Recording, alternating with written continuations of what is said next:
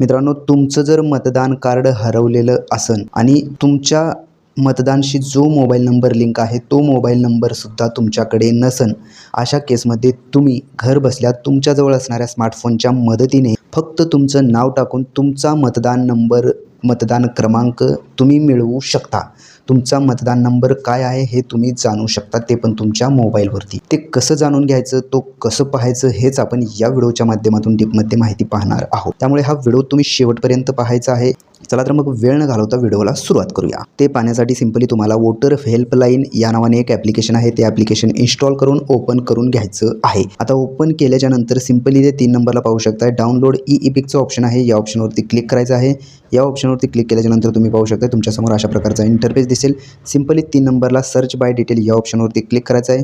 त्यानंतर परत इथे 3 नंबरला पाहू शकता सर्च बाय डिटेल या ऑप्शनवरती क्लिक करायचं आहे।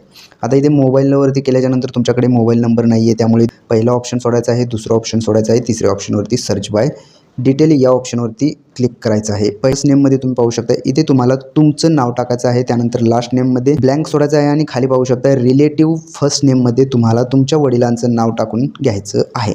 त्यानंतर थोडंसं खाली यायचं आहे आणि तुमचं अंदाजे वय किती आहे ते वय टाकून घ्यायचं आहे। त्यानंतर मेल फिमेल जे असेल ते तुम्हाला सिलेक्ट करायचं आहे। त्यानंतर अशा प्रकारे खाली यायचं आहे, खाली येऊन आपलं राज्य सिलेक्ट करायचं आहे। राज्य सिलेक्ट केल्याच्यानंतर तुमचा जिल्हा जो जिल्हा असेल तो जिल्हा इथून सिलेक्ट करून घ्यायचा आहे। तर मी सिलेक्ट करून घेतोय। जिल्हा सिलेक्ट केल्याच्यानंतर सिंपली ते तालुका सिलेक्ट करून घेतोय। तुमचा जो तालुका आहे तो तालुका तुम्ही सिलेक्ट करून घ्या। आता ही संपूर्ण माहिती भरल्याच्या नंतर सिंपली सर्च या ऑप्शनवरती क्लिक करा। सर्च केल्याच्या नंतर तुम्ही पाहू शकता तुमच्या समोर तुमचा मतदान क्रमांक इथे दाखवला जाणार आहे। आता इथे हा तुमचा असणार आहे का, तर तुम्ही इथे पाहू शकता हा मी जे नाव टाकलेलं आहे तर इथे माझं मतदान नंबर नाही आहे, तर मी थोडंसं साईडला ढकलतोय। तर इथे माझं मतदान क्रमांक दाखवलेला आहे, इथं माझं पूर्ण नावसुद्धा दाखवण्यात आलेलं आहे। तर हे पहिलं मतदान कार्ड कोणाचं आहे आणि कशासाठी आलेलं आहे, तर सिंपली आपण जेव्हा नाव टाकत होतो त्यामध्ये मी माझं नाव आणि वडिलांचं नाव टाकलं होतं।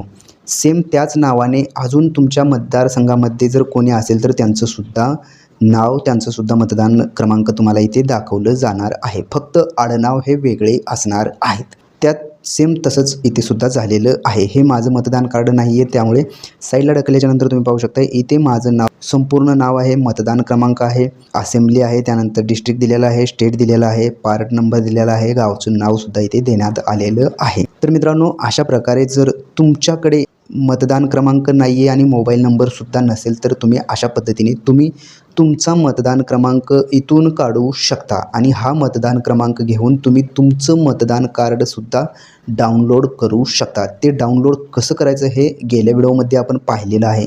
तुम्ही जर तो व्हिडिओ पाहिला नसेल तर त्या व्हिडिओची लिंक या व्हिडिओच्या डिस्क्रिप्शनमध्ये मिळून जाईल, त्यावरती क्लिक करून तुम्ही तो पहिला व्हिडिओ म्हणजेच मतदान कार्ड डाउनलोड कसा करायचा हे सुद्धा पाहून घेऊ शकता। मित्रांनो, अशाच प्रकारचे नवनवीन व्हिडिओ आपल्या चॅनलवरती अपलोड केले जातात, त्यामुळे तुम्ही जर का आपल्या चॅनलवरती नवीन असाल तर सर्वात पहिला आपल्या चॅनलला सबस्क्राईब करून बेल आयकॉन दाबायला विसरू नका। चला तर मग भेटूयात पुढील व्हिडिओमध्ये। धन्यवाद मित्रांनो।